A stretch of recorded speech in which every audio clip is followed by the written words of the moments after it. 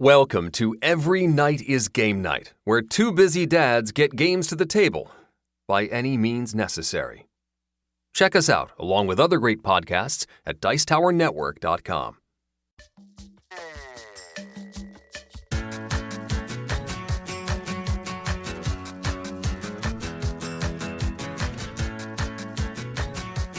Every Night is Game Night, episode 132, Games About Nature.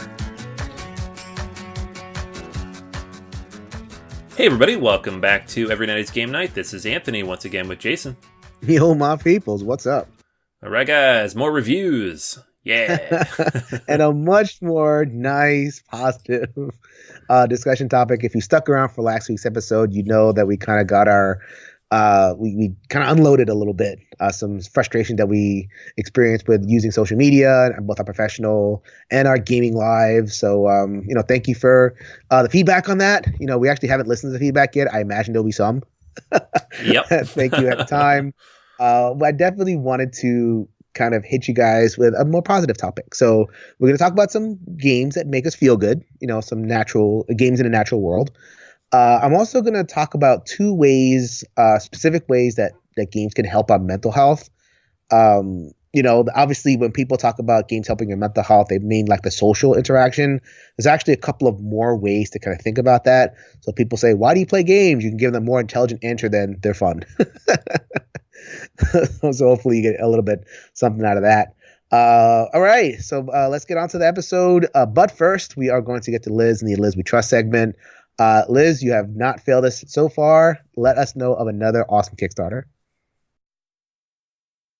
Hey gamers, this is Liz Davidson from Beyond Solitaire, and I'm here to encourage your Every Night is Game Night acquisition disorder. Today I want to talk about Carnival Zombie, a brutal cooperative game in which you, or up to 6 players if you like, are fleeing a zombie-infested Venice. Also, you're all still wearing crazy costumes because the apocalypse happened during Carnival. At night, you have to survive roving packs of zombies, while during the day you need to find resources, rest, and keep working towards your exit. The combination of zombie apocalypse and Venetian carnival gives Zombie Carnival a really interesting vibe. This one looks like a great time. Happy gaming! All right. Thank you very much, Liz. On to the regular content of the episode, which is about games in nature. So I'm stretching the definition a little bit for Anthony's game, but I wanted to get it in there because this game makes Anthony happy. It's naturey. It's naturey. It's got some stuff. It's underwater. Yeah. There's water. There's kelp. You got to eat kelp. So we're talking about underwater cities. Anthony will tell us about that in a little while. I played a couple of games that are also kind of evoke that natural theme that makes you feel good. Herbaceous Sprouts and the ever-present, ubiquitous, hyped about Wingspan, which at this point I think should be hitting wide release. It's funny because it's been, I think there was a couple of months where reviewers had it and we were all like going crazy about it. And people out there were going, So I'll talk about that. But first I want to talk about Herbaceous Sprouts. This was designed by Dr. Steve Finn and Edo Baraf. Solo mode by Keith Mateka, published by Pencil First Games. So this is by far the simplest game that we're going to talk about today. Is a very simple family-friendly dice game. Think about like a game like Sagrada, where you're rolling a common pool of dice and everybody's drafting them and putting them in their personal boards. Very evocative of that, but like even simpler. And Herbaceous Sprouts, which is the follow-up to Herbaceous. I thought this was an expansion to Herbaceous, which Herbaceous is a really simple card game. What are you expanding this super simple card game for? No, this is just another game in the line, and we'll see if we'll get some more games in that line. In this game, you're a gardener working in a community, and your job is to have the best garden, either by claiming the most spaces on the community board or by claiming the best spaces. Herbaceous was a set collection game. Anthony, you've played Herbaceous? I have not, no. You've not? Okay, it might be a little bit light for you, but I don't know. Sometimes you'll like the kind of light, breezy games. But Herbaceous is about as super light as it gets. Very simple, set collecting, kind of push your luck type game. And this game is also in the sense of like has that push your luck element to it. So like I said, you're in the game, you're going to be rolling a set of custom dice, and it's common to everybody. And then the dice get placed on these tool cards The tool cards will have either a special power or will just have a lot of slots to hold a lot of dice. So everybody's going to make a choice that when they draft one of the cards. They're going to either draft, a lot of dice and put them in their board and just kind of be stuck with what's there, or they're going to take less dice but a power, like a reroll, or maybe I'll flip one of these dice into the face that I want or something like that. And the dice are, if you remember Herbaceous, you get like rosemary and saffron and bay and these things that I've never heard of because I don't cook. But people enjoy it. So the same things are here. All the different seeds are there. So then as you collect them into your pool, you're eventually going to build sets and play into the community garden. So the essential choice of the game is, are you going to, take the small set? So there's 4 different zones on the community board, and they're either sets of different seeds, sets of the same seed, or pairs of seeds, or like special flowers that you can get as well. So you're pushing your luck. You're saying, okay, I have like 4 of the same seed. I'm going to go for 6. 6 is worth a lot. Or I'm going to say, okay, I noticed somebody else is working on that. Let me just take the 4 and, move on and clear spaces so I can work on another set. So every turn you're kind of making that decision, which is interesting because, you could look at your opponents and see what they're collecting and react off of that. You can just say, okay, I'm going to shoot the moon this game and I don't care. I'm going to get that 7. Or you can just like have that wow moment where you roll the common dice and it just everything turns up. It's like, wow, this is great. I'm going to do that. Really fun, really light and easy and easy to teach. I like it. I don't know if I like it as much as Herbaceous, the card game, in the multiplayer, because Herbaceous, the card game, I feel like is more teachable to a total like muggle, a person who's never played a game. Like I can play Herbaceous with my wife, who does not like games. But she likes cooking, so the choice in Herbaceous is very easy. Pick a card, either put it in the community garden or keep it. That's it. And then pick another card, do the opposite choice, and that's the whole decision space. Here, you have more to think about. You have all these dice on the table, and do I take this one or do I take this set of dice? And if I have to manipulate a die, do I manipulate to what side? And so it's a little more overhead. It's a little less accessible. But it's actually still more accessible than a game like Sagrada. Sagrada is a little brain burning, especially at the end when we're trying to like fit the little dice into the things. Less overhead, so maybe it kind of hits that sweet spot of like a next step. You've already introduced your spouse to Herbaceous. Try this one. Here's a next step into the hobby, and eventually I'll get you to a Sagrada, a role player, blah, blah, blah. So it kind of hits that bullseye. The solo mode, it's good. The solo mode, it's not my favorite. I think as a solo player, I want something a little bit heavier. So I do enjoy, those kind of heavier games. I don't know how many people are going to sit there, especially if this is going to be like a family accessible product. They're going to sit there and they want to play like a 2.5 experience. Like either I'm going to play like something super light or chunky.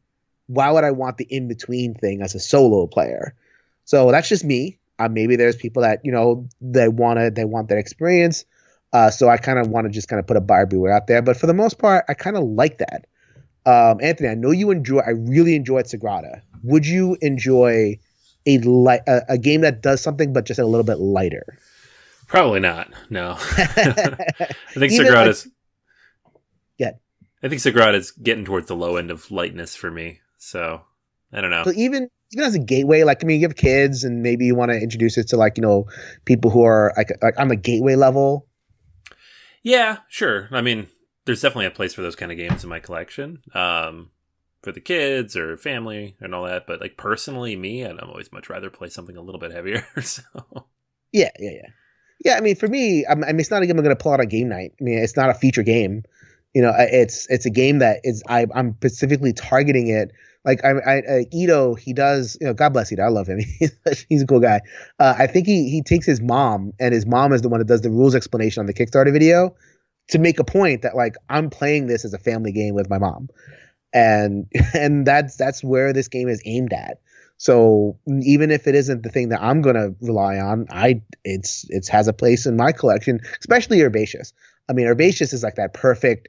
I'm going to introduce you to non-gamers, and if they like cooking, if they like herbs, they might like this game. This one is the next step off of that. I don't know how successful that would be in that scenario of like introducing a total new person, but if they already have the hook, this one might be like, starting to turn the reel towards the gaming hobby. So I liked it. It was cool. So you might want to take a look at Herbaceous Sprouts. Pretty good one. All right. So this is the hotness, man. I'm really surprised that you didn't like actively jump on a copy of this, or maybe I'm not. Because it was so hot, and because I know you like the kind of engine building card games. But Wingspan, what was your kind of take on Wingspan when you heard about it? Yeah, I mean, it's definitely seems like the kind of game I'd be interested in. It's, engine building games, very beautifully made. It's high production values. It's Stonemaier. It's all that stuff. It's just, I don't know what it was. It just didn't really jump out and grab me. And from what I saw, in a couple videos I watched, it just seems a little on the lighter side compared to some other engine builders that I do like. I don't think it's too light necessarily. I wasn't like, oh my gosh, I need this. But I also still yet to play it, so I can't. I have to still reserve judgment. Yeah. So this is Wingspan, designed by Elizabeth Hargrave, who has been on the show. She was on our roundtable on games with unique themes. Obviously, Wingspan having a very unique theme. Anthony mentioned it was published by Stonemaier Games. That's kind of why people got excited. This game is very hyped because of the theme.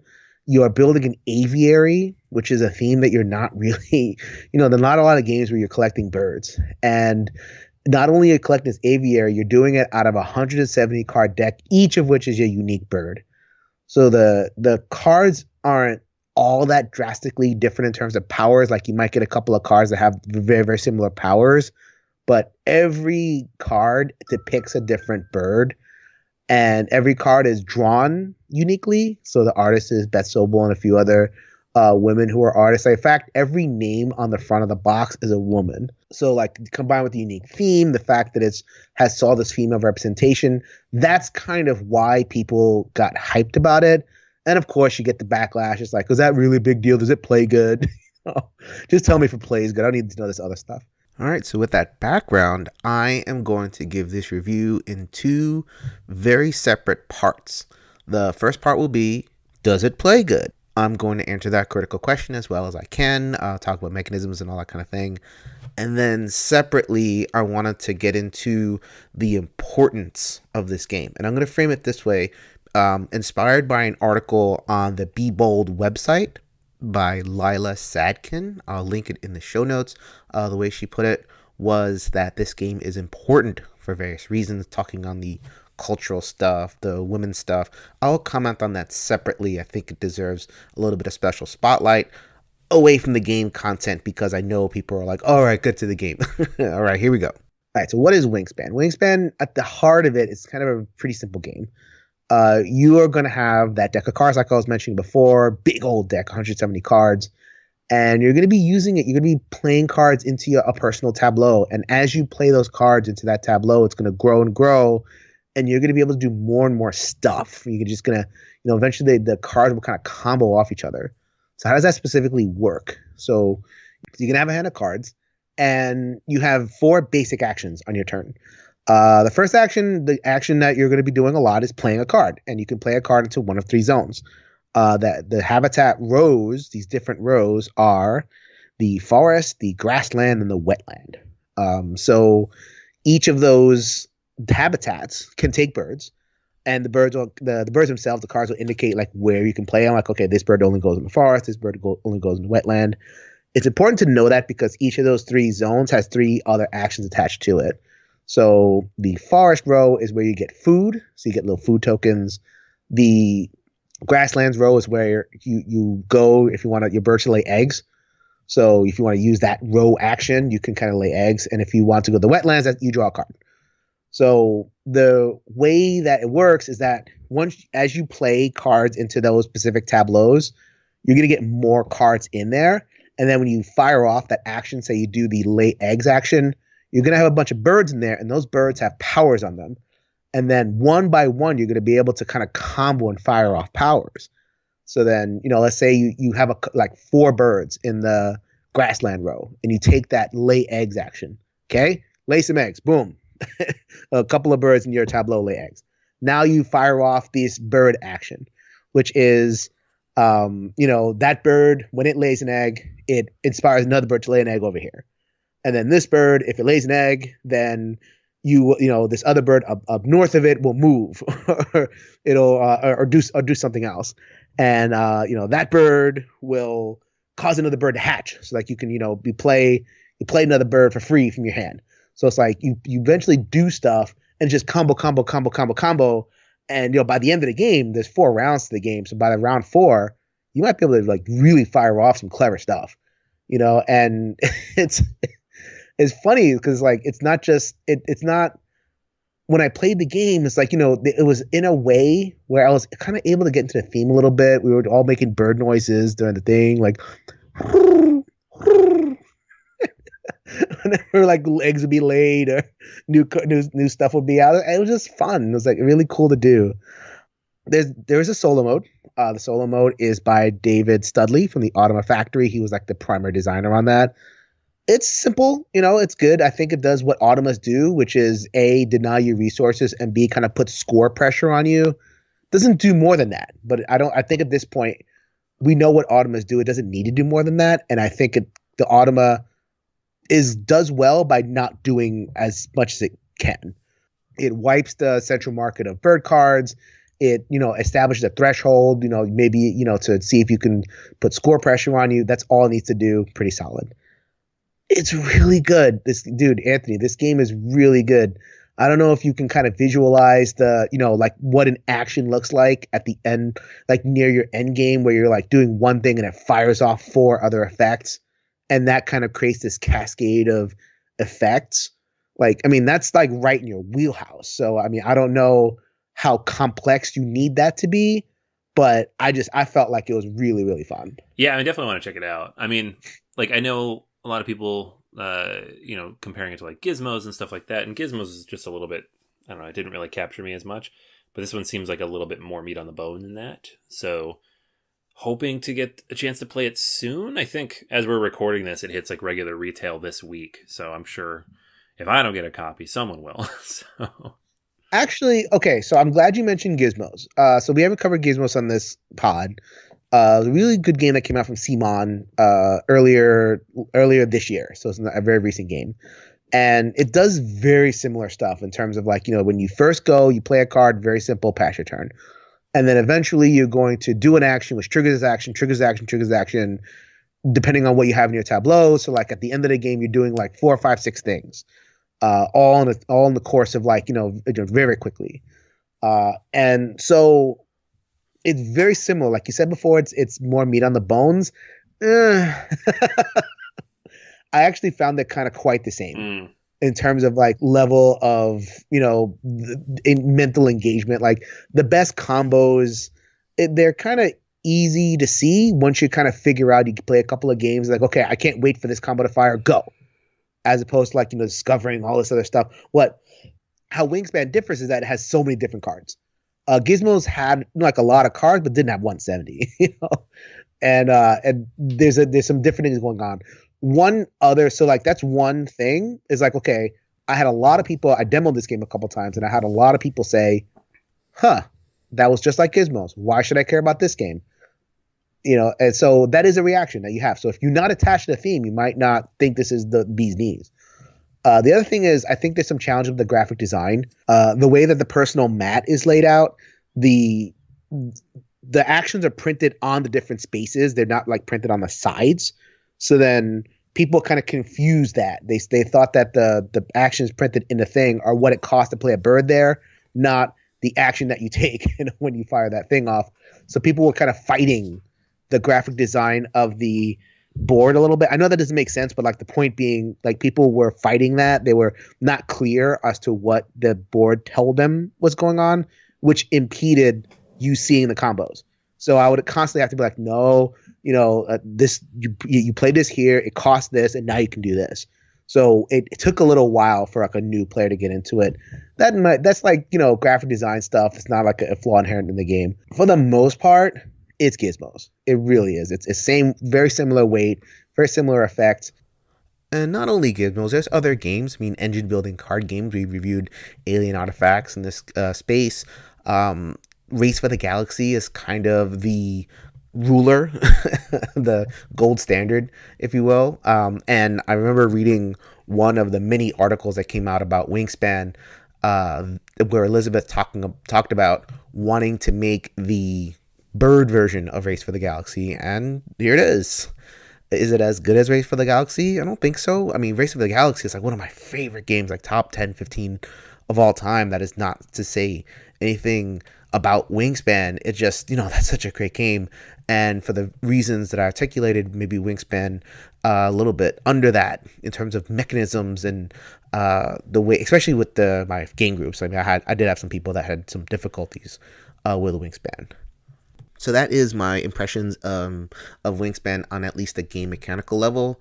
But there's a whole nother level I wish this game is operating. I mean, this game is selling out like crazy. You can't buy it. You have to wait for the next printing or pay $300 on eBay for it. Probably doesn't need to be advertised on this podcast. Most of the folks, if not all of you, have read and heard something about it. But I did want to comment on that next level of why this game is such a big deal. Elizabeth Hargrave is a woman. There are 3 other women who are artists on this box, and there's so many gamers that are out there saying, well, is that really important?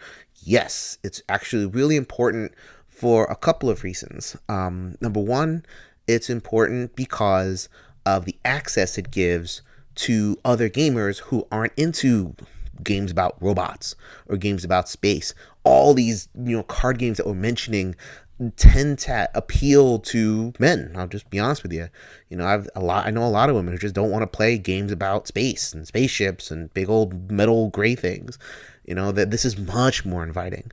And if it's, kind of an equivalent experience, then that's actually fine, because a whole crop of other people, and not casual gamers. This is not a casual game. I heard sporadically Bored talking about Wingspan, and Mike and Dan were going to go back and forth about whether casual players, quote unquote, would play this game. I don't think so, but I do think there are a lot of smart people and who just don't have access, who just aren't interested in what's on the table.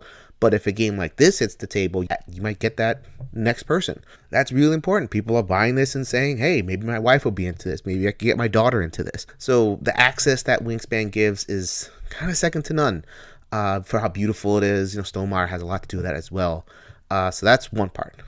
The other part is a point that was emphasized really well in that article from Be Bold Games that I mentioned earlier, which is that it's important that Elizabeth Hargrave is a woman, that this is a designer who's a woman, that this game is hitting the top 200 on BGG. It's only Nikki Valens with Manchester Madness that has cracked the top 200 as a woman, which is pretty amazing.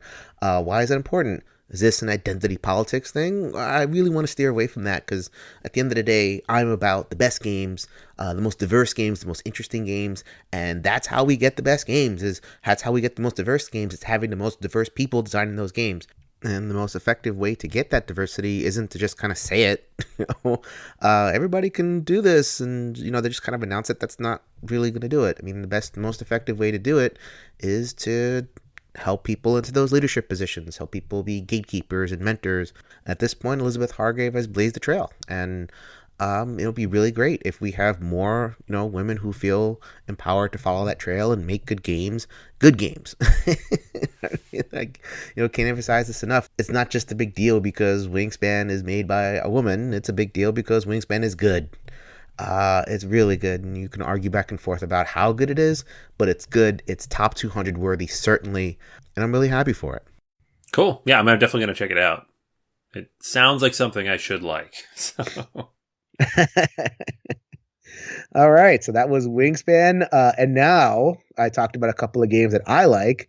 One game I really liked. Anthony is going to talk about a game that I think, spoiler alert, he really likes. It's all right. It's just kidding. It's good. All right, so yeah, I'm talking about Underwater Cities. This is the new game from Vladimir Suchi, and he is a designer that has done a lot of good stuff. Last Will, The Prodigals Club, Shipyard, Pulsar 2849, and none of those games is like a blockbuster game. So he's a great designer who just has not hit big yet, and I think this is the game that's going to get him there. Pulsar is really good. Pulsar is a great game. Yeah, it just kind of Pulsar fizzled. is awesome. Nobody talks about that game, but it is so good. It's kind of hard to teach, I feel. It's just a little not intuitive, which a lot of his games are, to be honest. A lot of them are just not quite intuitive. This one is. So Underwater City is like the way I describe it to people, and this version I have is from Delicious Games over in Europe, but it is also coming to the States very, very soon from Rio Grande. So you will be able to get a copy soon here. But this game, I describe it as like terraforming Mars underwater, but with your own board. So the idea here is that you are building underwater cities and you're connecting them and you're kind of building out this little empire under the water. And you do that by building up a tableau of cards in front of you and playing various actions from your hand. But the game differs in two major ways. One, it has a significant worker placement aspect to it. And two, you have a very strict limitation on how many cards you have in your hand. So you don't get that side effect of Terraforming Mars where you have like 15 cards in your hand and you stare at them for 5 minutes and everybody else goes to the bathroom and gets a drink. So the way the game flows is you have 10 rounds. Each round, you're going to play 3 actions. Everybody will do that. You have 3 little bars. You're going to play 3 of them. When you take your turn, you're going to place one of those pieces on one of 5 different action spaces in each of 3 different colors. So there's 15 total actions you can take, and maybe a couple more depending on how many players you have. Those actions are going to give you resources or let you build cities or let you build tunnels or let you build labs and farms and all sorts of stuff you can do. And again, there's only so many of them. They start to fill up, worker placement style. Now, the really interesting part of the game, though, is you also have a hand of cards. So you're always going to have 3 cards in your hand, and those cards are color-coded based on the types of actions that you might take. So if you took a green action and you have a green card in your hand, you can also play the green card. And so you can double up on your actions. Now, you should try to do this every single time. There are times when you will not be able to do that, especially towards the end of the game. If you really, really, really need a specific action and you just discard a card so you can take it, that happens. But most of the game, you're going to try to pair these up. And part of that then means managing your hand, right? Finding ways to draw extra cards so that you can, filter them out. And when you discard, you keep the ones you like. Always having at least 2 colors in your hand so you have options when it's time to take your actions.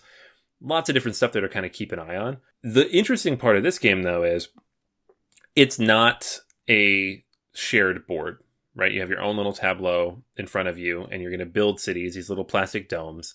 And around each of the cities, you're going to build up these labs and farms and desalination plants that produce things. And it's kind of interesting how the scoring ends up working, too, because that first period of rounds, the first 4 rounds you take before you produce, you will score a grand total of maybe 10 to 15 points by the end of that.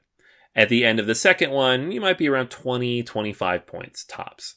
The end of the game, 90.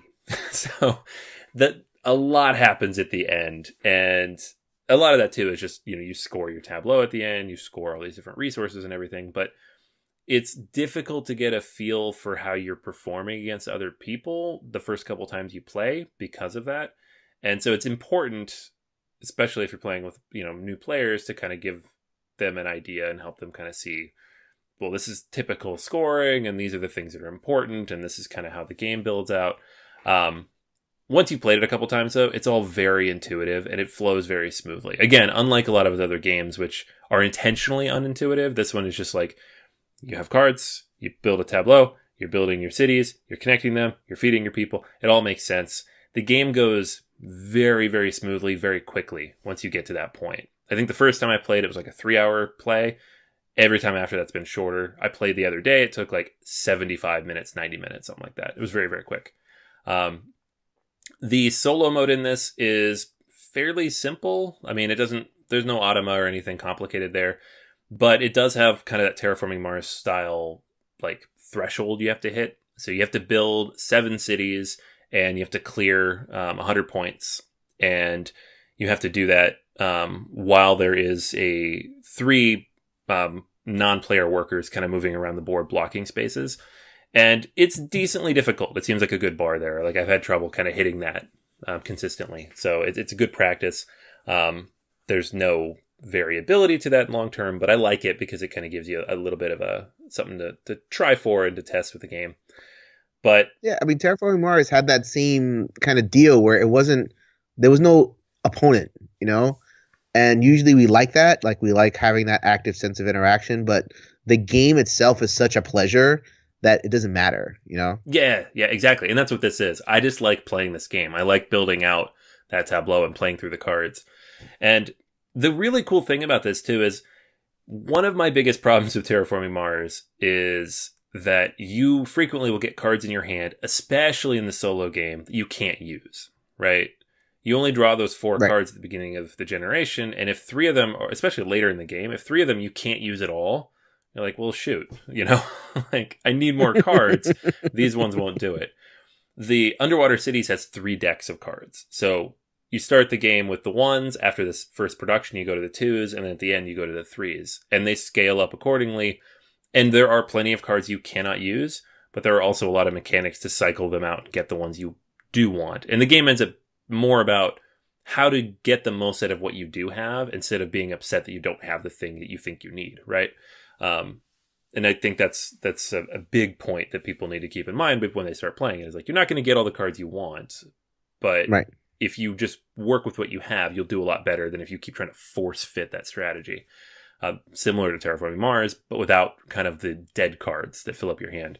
So I have not enjoyed this type of game as much as this since Terraforming Mars. I said this on BGA. This doesn't quite replace that for me. Terraforming Mars is still my favorite of like this type of engine building, tableau builder type of game. But this one's pretty close. And I feel like with a couple of expansions, like asymmetrical starting powers, similar to Terraforming Mars, or new map stuff or new cards, whatever, this could definitely move up and kind of challenge it in my book. It's such a good game. Like it's a solid 9+ for me, and I think I've played this more than anything else this year so far. I can't wait. I really can't wait. I mean, Rio Grande, let's do it. yeah, and that's the thing too, is like the copy I have is the original European copy, and the component quality is garbage, like just so bad. It's like these things are printed on paper, they're all chipped already. I sleeved all the cards because after 2 plays they were starting to warp, and I'll probably pick up a Rio Grande copy as long as they improve just the basic printing, like just make it a little thicker, like just some basic stuff, because it's so if you're upset that you can't get a copy yet, be glad, because they've already said they're going to make it slightly better production quality, and at least you're getting a slightly nicer copy that way. But yeah, I mean, it's really, really good. If you like Terraforming Mars at all, if you like engine builders, if you like cards that do lots of amazing things and kind of chain off of each other, this is a game well worth checking out. Can't wait, man. That is Underwater Cities. Okay, so let us get to the discussion topic for today, which like I said, was a little bit more on the positive end as opposed to last week. This is 2 more ways that games can help your mental health. So as you guys know, I'm a mental health therapist, and usually like this thread will come up fairly often on Facebook and BGG of, how does, playing games help me? I want to be able to kind of, be happy on playing, how can game kind of help me? I want to justify or explain why I love games so much, and like kind of explain how these things help me. And usually people will say because of the social aspect, and that is totally true. I have a lot to say about that, maybe in kind of a separate context. But I got interested. I've been, kind of reading, perusing around, and I got interested in a couple concepts kind of aside from that really kind of made sense for me, and I wanted to, present them and bounce them off Anthony, see what he thinks. So the first is a concept that I ran into. I mean, this is like going way back. I'm not sure where I encountered this, but this is a psychologist. His name is Carl Groos. He wrote some books called The Play of Animals and The Play of Man in the late 1800s, kind of a contemporary with Sigmund Freud. And he talks about the pleasure of being the cause. So what does that mean? The pleasure of being the cause. So if you know anything about Freud and the early psychoanalytic movement, it was very concerned with babies, the development of babies. So what this guy observed was that babies get real happiness when they do stuff, like crazy happy. Like, they're just laying there, and then all of a sudden there's like a pencil nearby, and the child waves his arm, and the pencil moves. It's like, wow, I did that. That's cool. It's like this burst of joy and happiness comes up for him at being the cause of something, at affecting the world, right? So the theory here is that we never lose that we want to be the cause of something, that we want to have individual pleasure and everything at making things happen. And so that's kind of what games are all about, right? I mean, games are activities, and games are, and not only are they activities, because you can get activities anywhere. I think the ludology guys are very interested in talking about games as a magic circle. So this is a break from reality. And inside this circle, the rules are different. So maybe in reality, I have a kid, or I'm just like whatever. But inside this reality, the rules are different, and I am effective. So I'm playing Magic the Gathering, a dueling game, and I am the cause. I'm literally being the cause of stuff. I am the cause of this whole cascading bunch of effects that are happening, and that is such a pleasure. It's the same pleasure that a baby gets when he pushes a pencil. Just like, and maybe not, because we're not as reflective, or we're like, we've had a lot of experience with it, so that the experience kind of deadened for us a little bit, but it's still awesome. I don't know if you've ever experienced that, of like, cause especially in the context of like a magic circle of games, how like in real life is one way, but in the game space, you're a totally different person with a lot more agency. And if that is a thing that you've noticed and have any kind of reflections about. Yeah, I mean, I don't know if I've noticed it directly, but it is definitely like a different feeling, right? Especially like I go out on Friday nights now and I play Keyforge at a local game store, and yes. Friday sucks. Like it's the end of the week and clients are dumping stuff on you because they wanted to get it in before the weekend, and like I just kind of like crawl out of my house at like 5:30 just to escape, right? I'm like, I'm done. I don't care. But like within 10 minutes of starting the first game, you're just into that mode where you're just like, all right, I'm doing this thing. And you just forget, like within an hour, you just forget all that crap. And that is like the most pronounced, because it's like immediate. Like that kind of game is immediate. You get into it right away. There's no like sitting down and getting the rules out and setting it up. You're just like, boom, let's go. Let's play a game. Flips a switch in the brain, and it's like I'm a different person. So yeah, it definitely makes sense.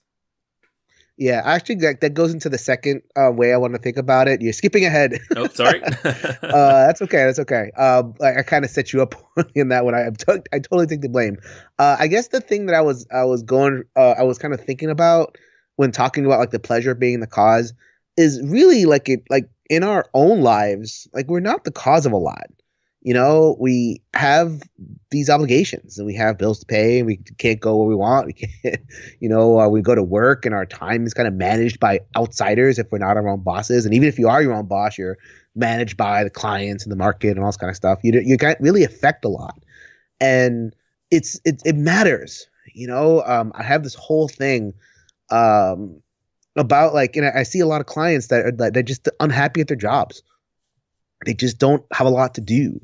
And they don't have a lot of agency. They don't feel like they're like actively participating and in the game space. And I'm glad you mentioned Keyforge. I really am, because there's something about card games in particular that are very good at giving somebody a sense that they have a lot of control. So, Magic the Gathering, the ultimate deck construction game. Keyforge now is this game where you have to do a lot of research on what the combos are and what the good decks are and blah, blah, blah. So there's a lot that goes into it. And then so that when you're sitting down, you're already kind of primed to go, and kind of what your deck is and what you can do.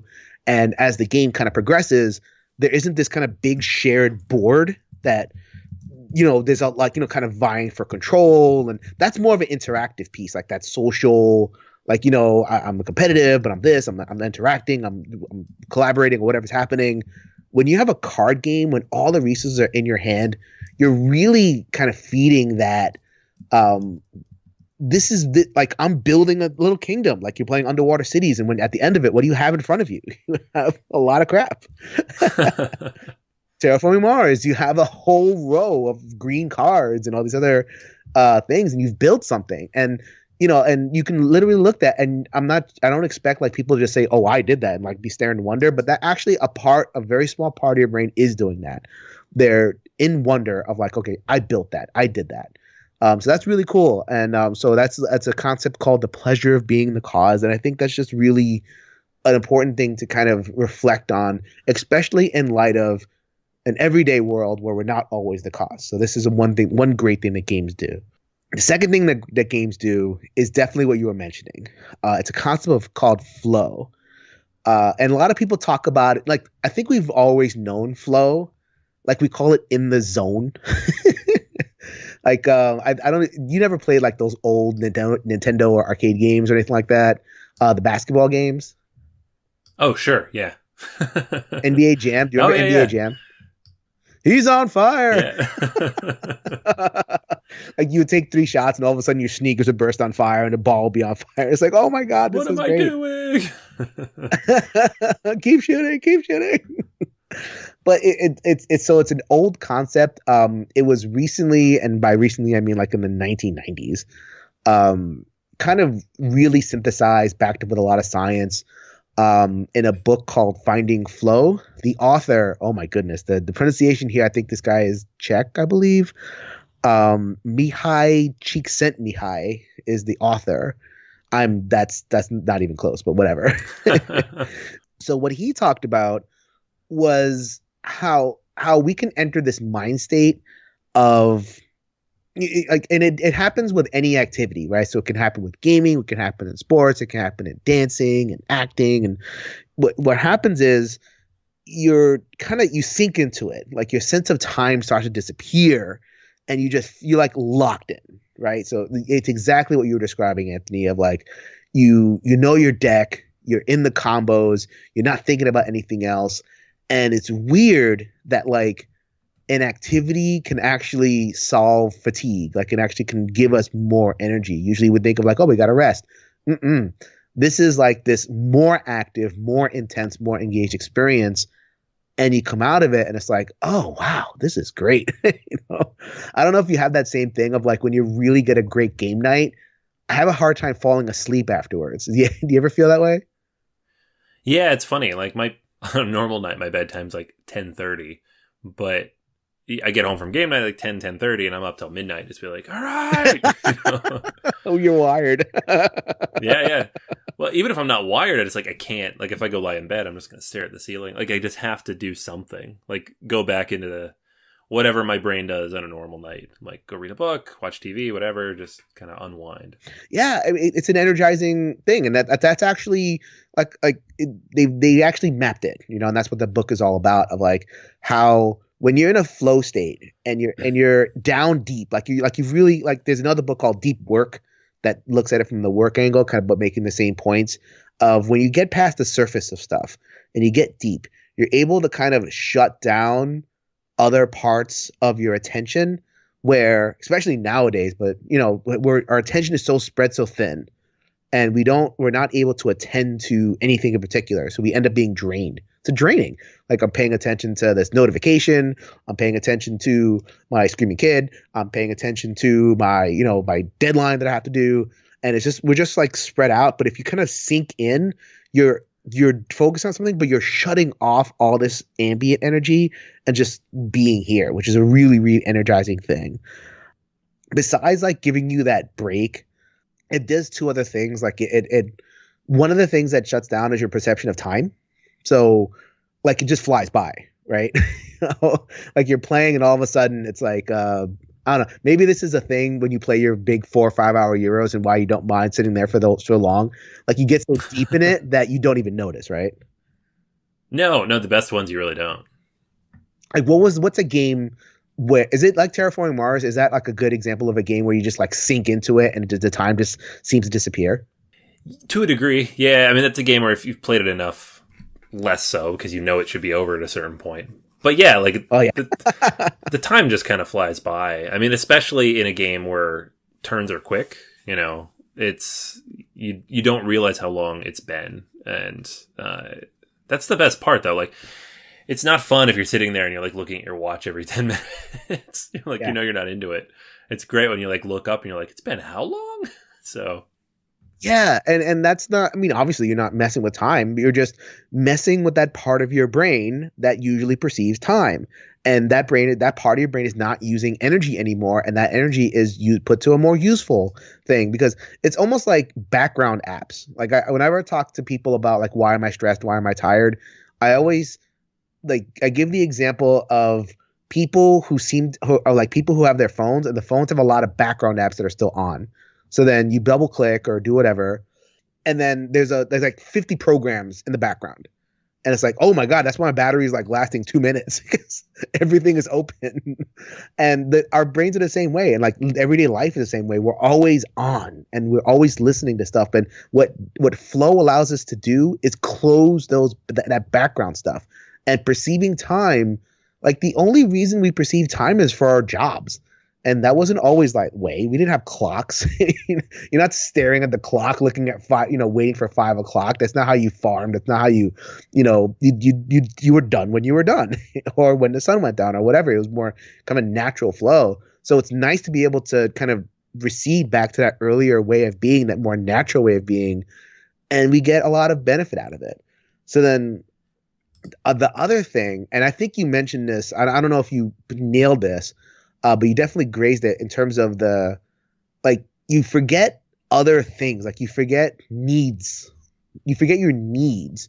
Like if you're into a game, you don't eat. That's true. That does happen.